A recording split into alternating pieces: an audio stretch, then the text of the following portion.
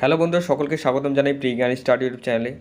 বন্ধুরা, আজ থেকে আমি রেলওয়ের জন্য জিকে এমসি কোশ্চেনের সিরিজ শুরু করছি, যেখানে আমরা 50 থেকে 100টির মতো কোশ্চেন অ্যান্সার করব। তাই তোমাদের কাছে একটাই রিকোয়েস্ট, তোমরা প্রতিদিন কিছুটা সময় বের করে আমার ক্লাসগুলি অ্যাটেন্ড করো। আশা রাখি তোমাদের সেশনটি ভালো লাগবে।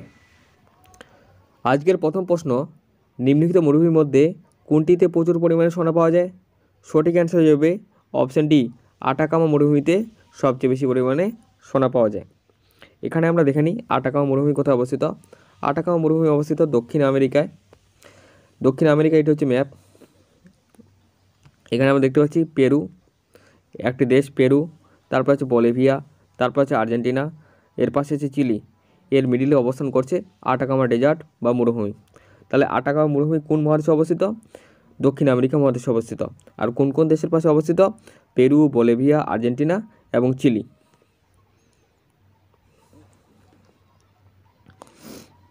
এটাই আছে।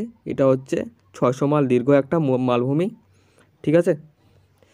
আর যদি বলে পৃথিবীর মধ্যে সবথেকে বেশি পরিমাণে সোনা কোথায় পাওয়া যায়, সবথেকে বেশি পরিমাণে, সেটা হচ্ছে উজবেকিস্তানের কিজুলকুম মরুভূমিতে। কোথায়? উজবেকিস্তানের কিজুলকুম মরুভূমিতে। আর খনি নাম বললে কী হবে অ্যান্সার? মুরুনতাও খনি। ঠিক আছে। আর দিল্লি পুলিশ 2023 কোশ্চেন এসেছিল, তো তোমরা এটাকে মনে রাখবা। পরের প্রশ্ন, সিয়াচেনের হিমবাহ নিয়ে বিরোধ কোন দুটি দেশের মধ্যে রয়েছে? সিয়াচেনের হিমবাহ নিয়ে বিরোধ কোন দুটি দেশের মধ্যে রয়েছে? সঠিক অ্যান্সার হবে অপশান সি, ভারত এবং পাকিস্তানের মধ্যে বিরোধ রয়েছে। পরের প্রশ্ন 3 নম্বর কোশ্চেন, স্বাস্থ্যের জন্য সবচেয়ে গুরুতর বায়ুদূষক কোনটি? সবচেয়ে গুরুতর বায়ুদূষক গ্যাস হচ্ছে সালফার ডাই অক্সাইড। সঠিক অ্যান্সার হয়ে যাবে অপশান এ। পরের প্রশ্ন 4 নম্বর কোশ্চেন, ভারত মহাসাগরের সবচেয়ে ছোট দ্বীপ দেশ কোনটি? সঠিক অ্যান্সার হয়ে যাচ্ছে অপশান এ, মালদ্বীপ। 5 নম্বর কোশ্চেন, ভারতের গণপরিষদের প্রথম অধিবেশন কোন শহরে অনুষ্ঠিত হয়েছিল? সঠিক অ্যান্সার হয়ে যাবে অপশান ডি, দিল্লিতে অনুষ্ঠিত হয়েছিল। তো গণপরিষদ সম্পর্কে কিছু তথ্য আমরা জানি নিই। ভারতের গণপরিষদের প্রথম অধিবেশন 1946 সালের 9 ডিসেম্বর নয়াদিল্লিতে অনুষ্ঠিত হয়। গণপরিষদের প্রথম অধিবেশনে মাত্র 207 জন সদস্য উপস্থিত ছিলেন। এর মধ্যে মুসলিম লীগ সভাটিকে বর্জন করেন। গণপরিষদের অস্থায়ী সভাপতি ছিলেন ডক্টর সচিনানন্দ সিনহা। মানে ইনি 9 তারিখে 1946 সালের 9 তারিখে অস্থায়ীভাবে সভাপতি হচ্ছেন ডক্টর সচিনানন্দ সিনহা। এর দুদিন পরে স্থায়ীভাবে সভাপতি নিযুক্ত হচ্ছে 11 ডিসেম্বর ডক্টর রাজেন্দ্র প্রসাদ। 1946 সালের 11 ডিসেম্বর, মানে 9 তারিখে দুদিন পর হচ্ছে 11 তারিখ, সেদিন হচ্ছেন স্থায়ীভাবে সভাপতি নিযুক্ত হচ্ছেন ডক্টর রাজেন্দ্র প্রসাদ। গণপরিষদের কাজ কি? গণপরিষদের কাজ হলো ভারতের সংবিধান প্রণয়ন করা এবং দেশের প্রত্যেকে সমান অধিকার ও সুযোগ পায় তা নিশ্চিত করা। ঠিক আছে। পরের প্রশ্নে যাওয়া যাক। 6 নম্বর কোশ্চেন, সংবিধান ধারণা প্রথম কোথা থেকে উদ্ভূত হয়েছিল? সঠিক অ্যান্সার হয়ে যাবে অপশান সি, ব্রিটেন থেকে উদ্ভূত হয়েছিল। ঠিক আছে। তার সম্পর্কে আমরা জানি। এই ধারণাটি ইংরেজ ব্যারনদের দ্বারা প্রসারিত হয়েছিল। 2015 সালে ইংল্যান্ড রাজা জনকে ম্যাগনা কার্টা স্বাক্ষর করতে বাধ্য করার মাধ্যমে এই ধারণাটি প্রসারিত হয়। তো ম্যাগনা কার্টা কি সেটা আমরা দেখে নিই। ম্যাগনা কার্টা হলো একটা দলিল যার মাধ্যমে রাজাও আইনের ঊর্ধ্বে নেয়। মানে এই দলিলের মাধ্যমে রাজা এই আইনের ঊর্ধ্বে নয় এবং ব্যক্তিদের অধিকার ও স্বাধীনতা রক্ষা করাই এই দলিলের প্রধান বক্তব্য ছিল। ঠিক আছে, প্রধান বিষয় ছিল। 7 নম্বর কোশ্চেন, ইন্ডিয়া গেটের নকশা কে তৈরি করেছিলেন? সঠিক অ্যান্সার হবে option A, sir Edwin Lutyens. কী অ্যান্সার হবে? স্যার এডউইন লুটিয়েন্স ইন্ডিয়া গেটের নকশা তৈরি করেছিলেন। 8 নম্বর কোশ্চেন, স্বাধীন ভারতের প্রথম ভারতীয় গভর্নর জেনারেল কে ছিলেন? সঠিক অ্যান্সার হয়ে যাবে অপশান এ, চক্রবর্তী রাজা গোপালাচারী। এখানে প্রথম ভারতীয় বলেছে, যদি ভারতীয় কথাটি না থাকতো তাহলে অ্যান্সার হতো লর্ড মাউন্টব্যাটেন। চক্রবর্তী রাজা গোপালাচারী 1950 সালের 26শে জানুয়ারি পর্যন্ত গভর্নর জেনারেল পদে অধিষ্ঠিত ছিলেন, কারণ এতদিন পর্যন্তই গভর্নর জেনারেল পদটি ভ্যালিড ছিল। চক্রবর্তী রাজা গোপালাচারী রাজাজি নামে পরিচিত ছিলেন। তিনি তামিলনাড়ুর, যেটি পূর্বে নাম ছিল মাদ্রাজ, সেই রাজ্যে তিনি 1878 সালে 10ই ডিসেম্বর জন্মগ্রহণ করেন। পরবর্তী তিনি 1952 সালের এপ্রিল মাসে মাদ্রাজের মুখ্যমন্ত্রী হন। তিনি কবে মাদ্রাজের মুখ্যমন্ত্রী হন? 1952 সালে। পরের প্রশ্ন, রেড শার্ট বা লাল কুর্তা আন্দোলনের নেতৃত্ব কে দিয়েছিলেন? সঠিক অ্যান্সার হয়ে যাবে অপশন সি, খান আব্দুল গফর খান। খান আব্দুল গফর খান 1930 থেকে 1931 সালে লাল কুর্তা বা রেড শার্ট আন্দোলন শুরু করেছিলেন। একে খুদাই খিদমতগার আন্দোলন বলা হয়। খুদাই খিদমতগার হলো একটি ফরাসি শব্দ যার অর্থ হচ্ছে ঈশ্বরের দাস। এই আন্দোলনে ভারত বিভাজনের বিরোধিতা করেছিল। এই আন্দোলনটি। এই আন্দোলনে পুরুষেরা লাল শার্ট আর মহিলারা কালো পোশাক পরে থাকতো। ঠিক আছে, তো পরের প্রশ্নে যাওয়া যাক। 10 নম্বর কোশ্চেন, ভারতের কচ্ছের রণ কেন বিখ্যাত? ভারতের কচ্ছের রণ বিখ্যাত হচ্ছে অপশান এ, জোয়ার ভাটার সমতল ভূমির জন্য। ভারতের কচ্ছের রণ কোথায় অবস্থিত? গুজরাটে অবস্থিত। কচ্ছের রণ এর খ্যাতি হচ্ছে বিস্তৃত লবণাক্ত মাটির সমভূমি এবং জোয়ার ভাটার সমতল ভূমির জন্য। এটি থর মরুভূমিতে অবস্থিত। শুষ্ক মৌসুমে এর সাদা লবণের মরুভূমির দৃশ্য বিশেষভাবে বিখ্যাত। 11 নম্বর কোশ্চেন, এসিকে ডিসিতে পরিবর্তন করার জন্য কোন যন্ত্রের ব্যবহার করা হয়? সঠিক অ্যান্সার হয়ে যাবে এখানে অপশান সি, রেকটিফায়ার ব্যবহার করা হয়। অ্যামমিটার ব্যবহার করা হয় তড়িৎ প্রবাহের পরিমাপ করতে, আর গ্যালভানোমিটার ব্যবহার করা হয় ভোল্টেজ পরিমাপ করতে, আর ট্রান্সফর্মার তো ভোল্টেজ আপ অ্যান্ড ডাউন করতে ব্যবহার করা হয়। ঠিক আছে, তো এখানে অ্যান্সার হয়ে যাবে রেকটিফায়ার। 12 নম্বর কোশ্চেন, জিকা ভাইরাসের বাহক মশা কোনটি? অপশান বি হয়ে যাবে রাইট অ্যান্সার। অ্যাডিস মশা হচ্ছে জিকা ভাইরাসের বাহক মশা। ঠিক আছে, কিউলেক্স মশা কি ছড়ায়? কিউলেক্স মশা ছড়ায় হচ্ছে জাপানি এনসেফ্যালাইটিস, তারপরে ওয়েস্ট নাইল ভাইরাস ছড়ায়, তারপরে হচ্ছে ফাইলেরিয়া, এগুলি ছড়ায়। অ্যানোফিলিস মশা কি ছড়ায়? ম্যালেরিয়া রোগ ছড়ায়। ঠিক আছে, তো এখানে জিকা ভাইরাসের বাহক মশা কোনটি হয়ে যাচ্ছে? রাইট অ্যান্সার অপশান বি, অ্যাডিস মশা। 13 নম্বর কোশ্চেন, নেটওয়ার্কের ওয়েবের পূর্ণরূপ কি ওয়েবের? সঠিক অ্যান্সার হবে option C, wired equivalent privacy.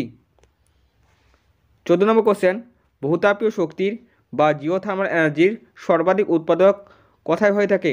কোন দেশে সব থেকে জিওথার্মাল এনার্জি উৎপন্ন করে থাকে? সেই দেশটির নাম হচ্ছে আইসল্যান্ড। সঠিক অ্যান্সার হয়ে যাবে অপশান এ, আইসল্যান্ড। 5টি দেশ সব থেকে বেশি জিওথার্মাল এনার্জি প্রডিউস করে থাকে। সেই দেশগুলি হচ্ছে কি? এল সালভাডর, কেনিয়া, ফিলিপাইন, আইসল্যান্ড এবং কোস্টারিকা। তাদের মধ্যে বিদ্যুতের 15% বেশি জিওথার্মাল উৎস থেকে উৎপন্ন হয়ে থাকে। তো এই 5টি দেশের নাম মনে রাখবা। এখানে অপশানে আইসল্যান্ড আছে, তাই আমাদের অ্যান্সার করতে হবে আইসল্যান্ড। 15 নম্বর কোশ্চেন, কিউরি কোন ইউনিটের একক? এখানে সঠিক অ্যান্সার হয়ে যাবে অপশান এ, তেজস্ক্রিয়তার একক। কিউরি তেজস্ক্রিয়তার এসআই একক নয়, তেজস্ক্রিয়তার এসআই একক হচ্ছে বেকারেল। 1 কিউরি সমান হয় 370 কোটি বেকারেলের সমান। হ্যাঁ, তো এখানে কিউরি দেওয়া আছে, তাই এখানে আমাদের অ্যান্সার হয়ে যাবে অপশান এ, তেজস্ক্রিয়তা। 16 নম্বর কোশ্চেন, থোরিয়ামের সবচেয়ে বড় ভাণ্ডার কোথায় আছে? সঠিক অ্যান্সার হয়ে যাবে অপশান সি, ভারতে আছে। ভারতের কোন রাজ্যে? কেরালে সব থেকে বেশি থোরিয়াম পাওয়া যায়, কেরালা রাজ্যে। 17 নম্বর কোশ্চেন, বন্দে মাতরম গানটি কোন বই থেকে নেওয়া হয়েছে? সঠিক অ্যান্সার হচ্ছে অপশান বি, আনন্দমঠ থেকে নেওয়া হয়েছে। আনন্দমঠ গ্রন্থটি কবে লেখা হয়েছিল? 1882 সালে বঙ্কিমচন্দ্র লেখেন বইটি, এবং এটি হচ্ছে জাতীয় কংগ্রেসের কলকাতা অধিবেশনে 1896 খ্রিস্টাব্দে প্রথম বন্দে মাতরম গানটি গাওয়া হয়েছিল। 18 নম্বর কোশ্চেন, নিম্নলিখিত কোন দেশটি বিশ্বের প্রথম দেশ হিসেবে ইচ্ছা মৃত্যু আইনগতভাবে বৈধ করেছে? মানে ইচ্ছাভাবে মৃত্যুগ্রহণ করতে পারবে, এটি কোন দেশ আইনগতভাবে বৈধ করেছে? সঠিক অ্যান্সার হয়ে যাবে অপশান বি, নেদারল্যান্ড। 19 নম্বর কোশ্চেন, সাতবাহন সাম্রাজ্যের প্রতিষ্ঠাতা কে ছিলেন? সঠিক অ্যান্সার হয়েছে সাতবাহন বংশের প্রতিষ্ঠাতা কে ছিলেন? সঠিক অ্যান্সার হচ্ছে অপশান বি, সিমুক।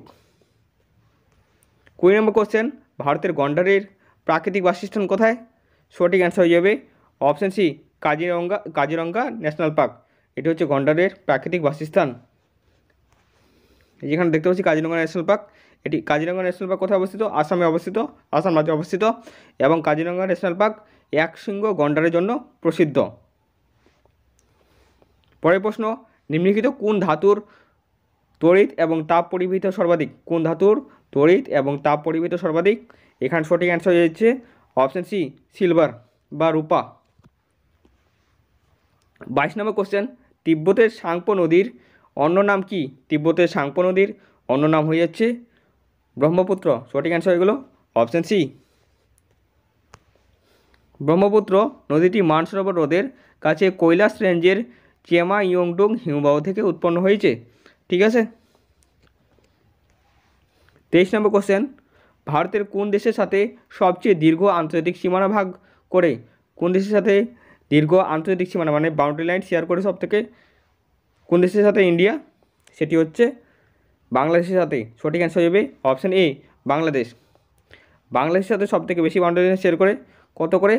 4096 কিলোমিটার। তারপরে কার সাথে বাউন্ডারি লাইন শেয়ার করে?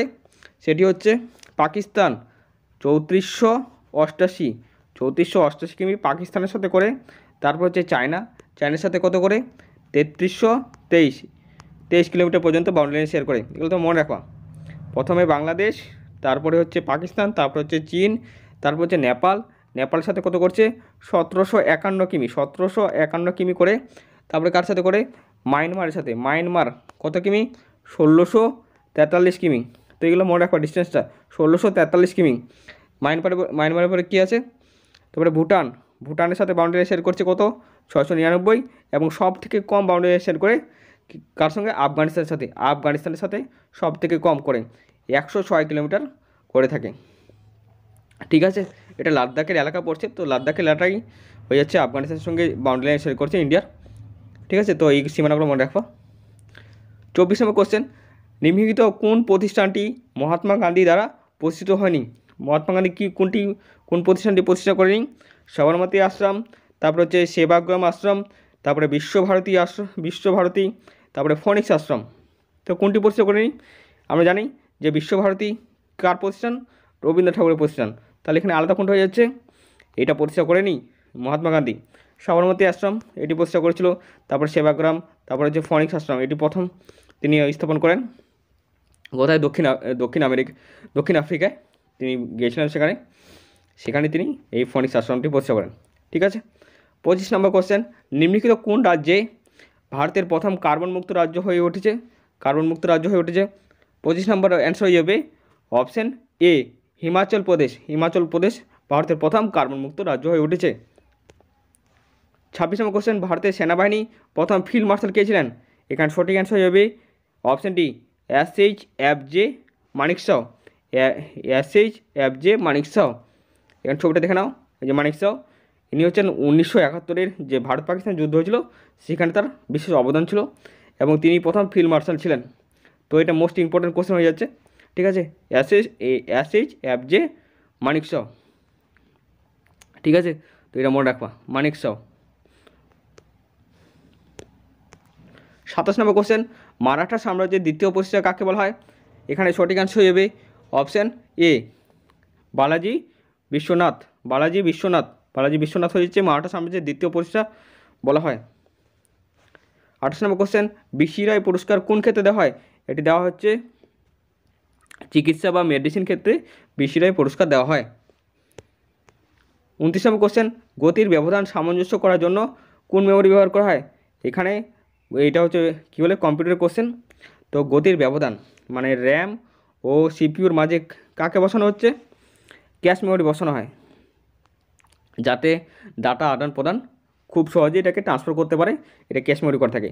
তাহলে ক্যাশ মেমোরি অপর নাম হচ্ছে বাফারও বলা হয়। ঠিক আছে, তাহলে এখানে অ্যান্সার হয়ে যাবে ক্যাশ মেমোরি হচ্ছে মানে ডাটা আদান প্রদান করতে, মানে খুব সহজে, মানে খুব তাড়াতাড়ি ডাটা আদান প্রদানের কাজটা কী করবে? Cache memory. এটি কোথায় অবস্থান করে? র্যাম ও সিপিউর মাঝে অবস্থান করে। 30 নম্বর কোশ্চেন, অ্যাজোলা ড্যাশের জন্য মাটির উর্বরতা বৃদ্ধি করে। অ্যাজোলা কার জন্য হচ্ছে মাটির উর্বরতা বৃদ্ধি করে? ভুট্টা চাষের জন্য, গম চাষের জন্য, জব চাষের জন্য, ধান চাষের জন্য। কিসের জন্য করে থাকে? রাইস কাল্টিভেশন বা ধান চাষের জন্য হচ্ছে মাটির উর্বরতা বৃদ্ধি করে। এটি কী করে? এটি একটা শৈবালজাত মানে উদ্ভিদ বলতে পারো। এরা কী করে? মাটি নাইট্রোজেনের পরিমাণ বৃদ্ধি করে এবং হচ্ছে সেখানে কী হচ্ছে উর্বরতা বাড়ায়, এবং ধান চাষের জন্য এটি খুব প্রয়োজনীয় একটা উপাদান বলতে পারো। 31 নম্বর কোশ্চেন, পৃথিবী যখন সূর্য থেকে সব থেকে বেশি দূরত্বে থাকে তখন তার অবস্থানকে কী বলা হয়? সঠিক অ্যান্সার হবে অপসূর, অপশন এ। অপসূর যখন হয় তখন সূর্য থেকে পৃথিবীর দূরত্ব সব থেকে বেশি হয়। কত দূরত্ব থাকে? 15 কোটি 20 লক্ষ কিমি। 15 কোটি 20 লক্ষ কিমি। এটা কোন দিন হয়ে থাকে? এটা হয়ে থাকে 4 জুলাই। 4 জুলাই পৃথিবী থেকে সূর্যের দূরত্ব সব থেকে বেশি হয়, তার কারণে এটিকে বলা হয় অপসূর। আর যখন সূর্য থেকে পৃথিবীর দূরত্ব কম হয় তাকে কী বলা হয়? তাকে বলা হয় অনুসূর। কত দূরত্ব থাকে তখন? সবচেয়ে যখন দূরত্ব কম থাকে 14 কোটি 70 লক্ষ থাকে, 70 লক্ষ থাকে। ঠিক আছে দূরত্বটা। আর এটা কবে হয়ে থাকে? এটা হয়ে থাকে 3 জানুয়ারি। 3 জানুয়ারিতে সবচেয়ে দূরত্ব কম হয় পৃথিবী থেকে সূর্যের। ঠিক আছে। আর অ্যান্টিপোড কাকে বলছে? ধরে নাও কোনো একটা বস্তু পৃথিবীর এই কেন্দ্রে এই দিকে অবস্থান করছে, তার বিপরীত পাশে যদি পৃথিবীর মিডিল বরাবর ছেদ করে, হ্যাঁ, যদি বিপরীত পাশে একটা বস্তুকে নিয়ে যাওয়ানো হয়, তার বিপরীত পার্শ্ববর্তী অবস্থানকে বলা হচ্ছে অ্যান্টিপোড বলা হচ্ছে। কী বলা হয়? অ্যান্টিপোড বলা হয়। ঠিক আছে। 32 নম্বর কোশ্চেন, নিম্নলিখিত মধ্যে কোনটি উৎপাদক সংস্থা যা কার্টেলের উদাহরণ? এখানে রাইট অ্যান্সার হবে অপশন এ, ওপেক বা পেট্রোলিয়াম রপ্তানিকারী দেশগুলির সংস্থা। ওপেক হচ্ছে পেট্রোলিয়াম রপ্তানিকারী দেশগুলির একটা সংস্থা। ঠিক আছে। তাহলে কার্টেল কি সেটা একটু আমরা দেখে নিই। অলিগোপলি বাজারের ফার্মগুলি পরস্পরের চুক্তির মাধ্যমে সর্বোচ্চ মুনাফা বা লাভ অর্জনের জন্য যে প্রতিষ্ঠান গড়ে তোলে তাকে কার্টেল বলে। তো অলিগোপলি বাজার কোনগুলো বলছি? অলিগোপলি হচ্ছে একটা বাজারের কাঠামো যেখানে কয়েকটা বড় বড় কোম্পানি বা ব্যবসায়িক সংস্থা কী করে তাদের পণ্যের বাজারটাকে নিয়ন্ত্রণ করে, তাকে অলিগোপলি বাজার বলা হয়।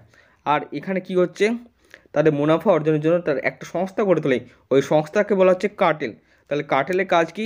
দ্রব্য মূল্যের নির্ধারণ করা, মূল্যটাকে নির্ধারণ করা, এবং ফার্মগুলি কত দ্রব্যে মানে মূল্যটি উৎপন্ন করবে সেই বাজারের রেটটাকে নিয়ন্ত্রণ করা। ঠিক আছে। তাহলে কার্টেলের উদাহরণ হিসেবে বলতে পারি আমরা পেট্রোলিয়াম রপ্তানিকারী দেশগুলির সংস্থা, যার মধ্যে অপেক পড়ছে, প্রায় কয়েকটি কার্টেল হিসেবে উল্লেখ করা হয়। ঠিক আছে। তারপরে অপেক সম্পর্কে একটু দেখে নিই। অপেকের ফুল ফর্ম হচ্ছে organisation of the petroleum exporting country. 1960 সালে বাগদাদের ইরাকে 5টি প্রতিষ্ঠান সদস্য দ্বারা এটি প্রতিষ্ঠিত হয়। ইরাক ও সেগুলি হচ্ছে কি ইরান, ইরাক, কুয়েত, সৌদি আরব এবং ভেনেজুয়েলা। এর সদর দপ্তর হচ্ছে ভিয়েনা, অস্ট্রিয়াতে। এর সদর দপ্তর কোথায়? অপেকের ভিয়েনা, অস্ট্রিয়াতে। ঠিক আছে। আইএমএফটা কি? আইএমএফের ফুল ফর্ম হচ্ছে ইন্টারন্যাশনাল মনিটারি ফান্ড। এটি কত সালে প্রতিষ্ঠিত হয়েছিল? 1944 সালে প্রতিষ্ঠিত হয়েছিল। আর এর 1944 সালে এটি প্রতিষ্ঠিত হয়। 1944 সালে এটি প্রতিষ্ঠিত হয়। এর হেডকোয়ার্টার হচ্ছে ওয়াশিংটন ডিসি। ডাব্লিউটিওর হেডকোয়ার্টার কোথায়? ডাব্লিউটিওর হেডকোয়ার্টার হচ্ছে জেনেভা, সুইজারল্যান্ডে। এটি প্রতিষ্ঠিত হয় 1 জানুয়ারি 1995 সালে। 1 জানুয়ারি 1995 সালে এটি প্রতিষ্ঠিত হয় ডাব্লিউটিও। ইউএনও এর সদর দপ্তর কোথায় অবস্থিত? ইউএনও হচ্ছে সদর দপ্তর কোথায় অবস্থিত? নিউ ইয়র্কে। কোথায় অবস্থিত ইউএনওর সদর দপ্তর? নিউ ইয়র্কে। 1945 সালে এটি প্রতিষ্ঠিত হয়। 1945 সালে ইউএনও প্রতিষ্ঠিত হয়েছিল। ঠিক আছে। 33 নম্বর কোশ্চেন, কোয়ার্টাজ এর রাসায়নিক নাম কি? কোয়ার্টাজের রাসায়নিক নাম কি? সঠিক অ্যান্সার হয়ে যাবে অপশন ডি, সিলিকন ডাই অক্সাইডের রাসায়নিক নাম হচ্ছে কোয়ার্টাজ। সিলিকনকেই কোয়ার্টাজ বলা হয়। সিলিকনকে কী বলা হয়? কোয়ার্টাজ বলা হয়, অপর নামের। কোয়ার্টাজ একটি খনিজ যা সিলিকন এবং অক্সিজেন পরমাণু দ্বারা গঠিত। এটি বিভিন্ন রূপে পাওয়া যায়, বিভিন্ন রূপে পাওয়া যায়, তাদের মধ্যে একটি হলো সোডিয়াম সিলিকেট। তার মধ্যে একটি কি? Sodium silicate.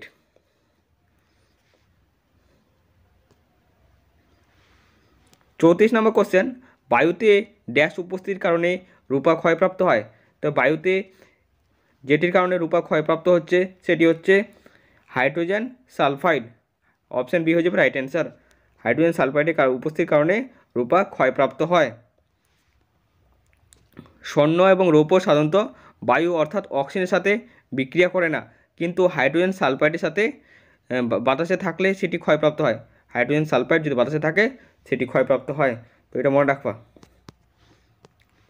35 নম্বর কোশ্চেন, মাটি জলের মাধ্যমে উপরের মাটি থেকে উপমাটিতে খনিজের স্থানান্তরকে কী বলা হয়? একে বলা হয় লিচিং। মানে উপরের যেই জলটা, উপরের যে মাটিটা আছে সেই জলের চাপে কী হচ্ছে, উপরের মাটি যেগুলো খনিজ থাকছে সেই খনিজটাকে নিচে নামিয়ে নিয়ে আসছে। এটাকে কী বলা হয়? এই প্রসেসটাকে কী বলা হচ্ছে? লিচিং বলা হচ্ছে। মানে উপমাটিতে, এটা যে উপরে মাটি হয় এটা উপমাটি, মানে নিচের মাটিতে নিয়ে আসছে ওই খনিজ পদার্থটাকে নিচের দিকে নিয়ে আসছে, এটাকে বলা হয় লিচিং। লিচিং কি? লিচিং হলো এমন একটি প্রক্রিয়া যেখানে হচ্ছে বৃষ্টিপাত বা সেচের ফলে জলের প্রবাহের মাটির উপরের স্তর থেকে দ্রবণীয় খনিজ ও পুষ্টি উপাদানগুলি ধুয়ে নিচে নামিয়ে নিয়ে যায়। এর ফলে শীর্ষ মাটি পুষ্টি হয়ে যায়। উপরে যেগুলো শীর্ষ মাটি আছে সেটা কী হচ্ছে, মাটিটা পুষ্টিহীন হয়ে যাচ্ছে এবং গাছের জন্য প্রয়োজনীয় পুষ্টি উপাদান কমে যাচ্ছে। সেখানে যেগুলো গাছ অবস্থান করছে তাদের পুষ্টিটা কী হচ্ছে, নিচের দিকে নেমে আসছে। তাহলে সেই গাছটি কী পাচ্ছে না, সঠিক মতো পুষ্টি পাচ্ছে না। এই প্রক্রিয়া কৃষির জন্য ক্ষতিকর হতে পারে, কারণ এটি হচ্ছে মাটির উর্বরতা হ্রাস করে এবং গাছপালার জন্য প্রয়োজনীয় পুষ্টি সরবরাহ কমিয়ে দেয়। বোঝা গেছে? এই ছবির মধ্যে দেখতে পারো উপরের মাটির কী হচ্ছে, জলের প্রবাহের কী করছে, যেগুলো খনিজ আছে খনিজটাকে নিচের দিকে নামিয়ে আসছে, ফলে গাছটা ঠিকমতো পুষ্টি পাচ্ছে না। ঠিক আছে, মানে উপমাটিতে বা সাব সয়েলে নিয়ে যাচ্ছে সেই কী বলে খনিজটাকে। এই প্রসেসটাকে বলা হয় লিচিং। 36 নম্বর কোশ্চেন, ভারতের ইংরেজি শিক্ষার কে প্রবর্তন করেছিলেন? সঠিক অ্যান্সার হবে অপশান বি ম্যাকাউলে। ম্যাকাউলে হচ্ছে ভারতে ইংরেজি শিক্ষার প্রবর্তন করেন।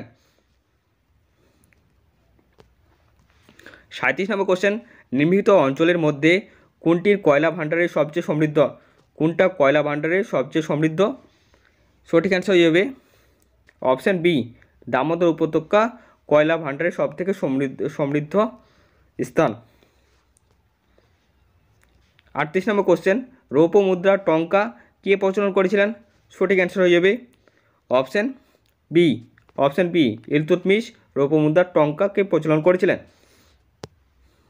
39 নম্বর কোশ্চেন, রক্তে আরবিসি বৃদ্ধির কারণে কোন পরিস্থিতির সৃষ্টি হয়? কোন পরিস্থিতির সৃষ্টি হবে? অপশান সি, পলিসাইথেমিয়া হচ্ছে পরিস্থিতির সৃষ্টি হবে রক্তে যদি আরবিসির পরিমাণটা বৃদ্ধি পায়। 40 নম্বর কোশ্চেন, ফসফরাসের মধ্যে কোন রূপটি সবচেয়ে বেশি সক্রিয় হয়? ফসফরাসের মধ্যে কোন রূপটি সবথেকে বেশি সক্রিয় হয়? সেটি হচ্ছে সাদা ফসফরাস। সেটি কি? সাদা ফসফরাস হচ্ছে বেশি সক্রিয়, মানে বায়ুতে এটি কী করে ফায়ার করে দেয়। ঠিক আছে, তাই হচ্ছে ফসফরাস হচ্ছে রূপটি হচ্ছে সবথেকে বেশি সক্রিয়। 41 নম্বর কোশ্চেন, ডটস চিকিৎসায় কোন রোগের জন্য ব্যবহার করা হয়? ডটস চিকিৎসা কোন রোগের জন্য ব্যবহার করা হয়? এটি হচ্ছে কী বলে, এইডস রোগের জন্য ব্যবহার করা হয়। ডটস কি হচ্ছে এইডস চিকিৎসা রোগের জন্য ব্যবহার করা হয়। অপশান বি হবে রাইট অ্যান্সার। ডটস কি? ডটস হলো বিশ্ব স্বাস্থ্য সংস্থা WHO দ্বারা প্রস্তাবিত একটি মানব সম্পন্ন চিকিৎসা পদ্ধতি, যেখানে হচ্ছে নিশ্চিত করা হয় যক্ষ্মা রোগে নির্দিষ্ট সময় পর্যন্ত নিয়মিত ওষুধ গ্রহণ করছে কিনা। ঠিক আছে। 42 নম্বর কোশ্চেন, বিশ্বের সবচেয়ে বড় দ্বীপ কোনটি? সঠিক অ্যান্সার হয়ে যাবে অপশান এ, গ্রিনল্যান্ড হচ্ছে সবথেকে বড় দ্বীপ। গ্রিনল্যান্ডের আয়তন কত? 21,66,000 বর্গ কিলোমিটার। এটি হচ্ছে উত্তর আটলান্টিক ও আর্কটিক মহাসাগরের সংযোগস্থলে অবস্থিত। 1814 সালে এটি ডেনমার্কের অধীনে আসে এবং 1979 সালে স্বায়ত্তশাসন লাভ করে, মানে নিজের শাসন ব্যবস্থা লাভ করে। ডেনমার্কের অধীনে থাকবে কিন্তু এর নিজস্ব কোর্ট থাকবে, নিজের বিচার ব্যবস্থা থাকবে, সব কিছু থাকবে। রাজধানী হচ্ছে গ্রিনল্যান্ডের নুক। রাজধানী কি? নুক। 43 নম্বর কোশ্চেন, ভারতের জাতীয় রেল জাদুঘর বা ইন্ডিয়ান রেলওয়ে মিউজিয়াম কোথায় অবস্থিত? দিল্লিতে অবস্থিত। সঠিক অ্যান্সার হয়ে যাবে অপশান এ। 44 নম্বর কোশ্চেন, নিম্নলিখিত মধ্যে কোনটি সবচেয়ে ভারী ধাতু? গোল্ড, সিলভার, আয়রন, কপার, কোনটি হবে? এখানে অপশান হিসাবে রাইট অ্যান্সার হয়ে যাবে গোল্ড বা সোনা। প্রথমে সবচেয়ে বড় ধাতু হচ্ছে মানে ভারী ধাতু হচ্ছে অসমিয়াম, তারপর হচ্ছে ইরিডিয়াম, তারপরে প্লাটিনাম, তারপর হচ্ছে রেনিয়াম, তারপর হচ্ছে নেপচুনিয়াম, তারপরে প্লুটোনিয়াম, তারপর আছে গোল্ড। 7 নম্বরে আছে গোল্ড, কিন্তু অপশান হিসেবে এখানে দেখতে পাচ্ছি যে গোল্ড দেওয়া আছে আর বাকিগুলো নাই, তাহলে অ্যান্সার হয়ে যাচ্ছে গোল্ড। তোমরা এগুলো বাকিগুলো মনে রাখবা। 35 নম্বর কোশ্চেন, নিকট দৃষ্টিদোষ যাকে বলছে মায়োপিয়া দূরীকরণের জন্য কোন ধরনের লেন্স ব্যবহার করা হয়? সঠিক অ্যান্সার হবে অপশান বি, কনকেভ লেন্স বা অবতল দর্পণ ব্যবহার করা হয়, অবতল লেন্স ব্যবহার করা হয়। ঠিক আছে। 46 নম্বর কোশ্চেন, সঙ্গম সাহিত্য পৃষ্ঠপোষক কারা ছিলেন? সঙ্গম সাহিত্যের পৃষ্ঠপোষক কারা ছিলেন? সঠিক অ্যান্সার হয়ে যাবে পাণ্ডবরা। 47 নম্বর কোশ্চেন, ইলেকট্রিক হিটারে ব্যবহৃত উপাদান কোনটি? ইলেকট্রিক হিটারে ব্যবহৃত উপাদান হয়ে যাবে অপশান বি, নাইক্রোম। নাইক্রোমের তার হচ্ছে ইলেকট্রিক হিটারে ব্যবহৃত একটা উপাদান। 48 নম্বর কোশ্চেন, প্যাকেটগুলি উৎস থেকে গন্তব্য স্থানান্তরের জন্য পথ নির্ধারণে কোন অ্যালগরিদম ব্যবহার করা হয়? সঠিক অ্যান্সার হয়ে যাবে অপশান এ, রাউটিং ব্যবহার করা হয়। রাউটিংটা কী জিনিস? এটা হচ্ছে নেটওয়ার্কের অ্যালগরিদম ব্যবহার করে পথ নির্ধারণ করতে ব্যবহার করা হচ্ছে। এটা কম্পিউটার কোশ্চেন। নেটওয়ার্কে কী করছে? অ্যালগরিদম ব্যবহার করে কী করছে? পথ নির্ধারণ করতে ব্যবহার করা হয়, এটিকে বলা হয় রাউটিং। ঠিক আছে। 49 নম্বর কোশ্চেন, নিম্নলিখিত মধ্যে কোনটি অ্যাড্রিয়াটিকের রানী নামে পরিচিত? সঠিক অ্যান্সার হয়ে যাবে অপশান এ, ভ্যানিস। ভ্যানিস হচ্ছে অ্যাড্রিয়াটিকের রানী নামে পরিচিত। ভ্যানিস হলো ইতালির একটা শহর, অ্যাড্রিয়াটিক সামুদ্রিক রানী নামে পরিচিত। অ্যাড্রিয়াটিক কি? সামুদ্রিক রানী নামে পরিচিত, কারণ এটি অ্যাড্রিয়াটিক উপকূলের উপর অবস্থিত। এটি কি? অ্যাড্রিয়াটিক উপকূলের উপর অবস্থিত। ভ্যানিসকে কী বলা হয়? জলের শহর বলা হয়, মাস্কের শহর বলা হয়, ব্রিজের শহর বলা হয়, ভাসমান শহর বলা হয়। দেখতে হচ্ছে জলের মধ্যে ভাসমান একটা শহর, এবং নালার শহরও হিসেবে পরিচিত, নালার শহর হিসেবেও পরিচিত। ঠিক আছে। পরের প্রশ্ন, আজকে লাস্ট প্রশ্ন, স্প্রিং ব্যালেন্সে কোন নীতির উপর কাজ করে? স্প্রিং ব্যালেন্স কোন নীতির উপর কাজ করে? সঠিক অ্যান্সার হয়ে যাবে অপশান বি, হুকস ল এর উপর কাজ করে। হুকস ল কিসের উপর কাজ করছে? স্থিতিস্থাপক নীতির উপর কাজ করে। স্থিতিস্থাপক কী জিনিস? যেখানে কোনো একটি বস্তুর উপর যদি বল প্রয়োগ করা হয় এবং বস্তুটি কী হচ্ছে? সম্প্রসারণ, মানে বস্তুটাকে বল প্রয়োগ করে বৃদ্ধি করা হচ্ছে বা সংকোচন করা হচ্ছে, মানে কমিয়ে দেওয়া হচ্ছে, এবং সেটির উপর যদি বলটা ছেড়ে দেওয়া হয় এবং বলটা যদি ছেড়ে দেওয়া হয় তারপর যে বল কার্যকর বন্ধ করে দেওয়া হয়, তাহলে কী হবে? বস্তুটা ঠিক আগের অবস্থায় ফিরে আসে। এটিকে বলা হয় এটি হচ্ছে স্থিতিস্থাপক নীতির উপর কাজ করে। ঠিক আছে। এটি হলো হুকসের লয়ের সূত্র, এর উপর কাজ করে থাকে। তাই স্প্রিং ব্যালেন্স কোন নীতির উপর কাজ করে? হুকস লয়ের উপর কাজ করে। তো তোমাদের ক্লাসটি কেমন লাগলো অবশ্যই কমেন্টে জানিও। যদি তোমাদের কোনো মতামত দেওয়া থাকে অবশ্যই দিও সাজেশন হিসাবে। ঠিক আছে। তো আজকে এখান থেকেই